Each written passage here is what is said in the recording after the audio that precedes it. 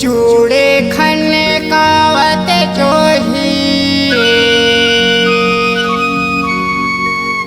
गिराम मोर गाँव हो करके आपे सोला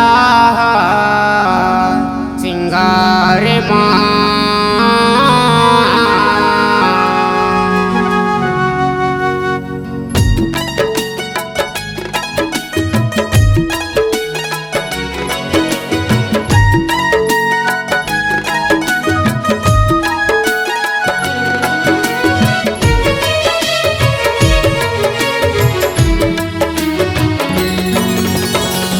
चूड़ी खनकावत जोही गिराओ मोर गाँव हो चूड़ी खनकावत पगली गिराओ मोर गाँव हो करके अब सोलह सिंगार माँ बैठे हूँ वास लगाए तोरे इंतजार माँ बैठे हाँ वास लगाए तोरे इंतजार माँ चूड़ी खनकावत पगली हो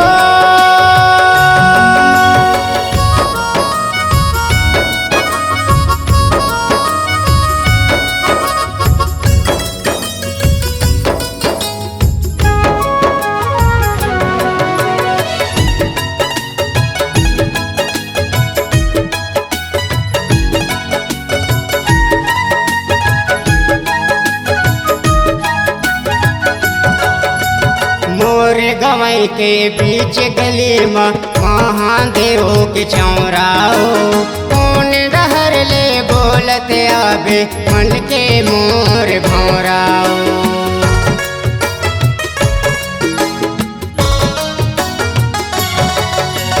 मोर गवई के बीच गली में महादेव के चौराओ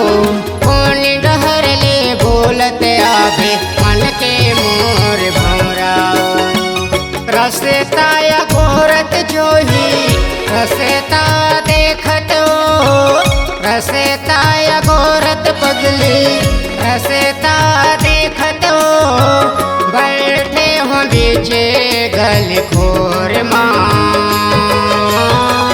बैठे हाँ वास लगाए तोरे इंतजार माँ बैठे हाँ वास लगाए तोरे इंतजार माँ पैर छनकावत पगली हो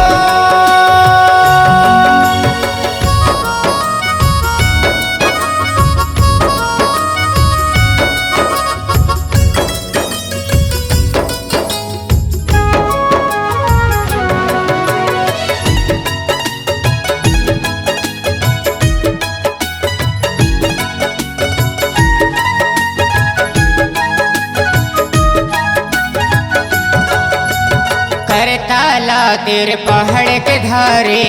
आवे गिराओ मोर गाँव पूछत पूछत आवे रानी नाव पता मोर गाँव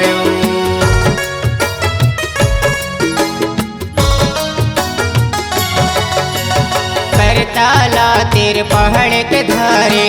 आवे गिराओ मोर गाँव पूछत पूछत आवे रानी नाव पता मोर गाँव बीचे बस तीला पुछबे बीचे बस तीला बीचे बस तेला पुछबे बीचे बस तेला नाम हवेला छे मड़ कुमार बैठे हाँ वास लगाए तोरे इंतजार माँ बैठे हाँ वास लगाए तोरे इंतजार माँ बैठे हाँ वास लगाए तोरे इंतजार माँ बैठे हाँ वास लगा